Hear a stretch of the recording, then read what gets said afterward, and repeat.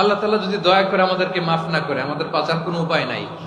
আপনি কি ভেবেছেন আপনার নামাজ দিয়ে আপনি জান্নাতে যাবেন? আপনি তাহাজ্জুদ গুজার, সেজদা দিতে দিতে কপালে দাগ ফেলেছেন, এটা আপনারা জান্নাতে নেবে না।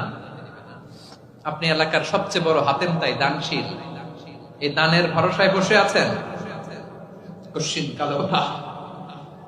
আমাদের নামাজ, আমাদের রোজা, আমাদের ইবাদত, এগুলোকে মিজানের পাল্লায় উঠালে কোনো ওজনই হবে না। তবে আমাদের একটা কৌশল জানা আছে, আমরা আল্লাহর রহমতের ভিখারি। আমরা সেদিন আগেই গুনার স্বীকৃতি দিয়ে দেব।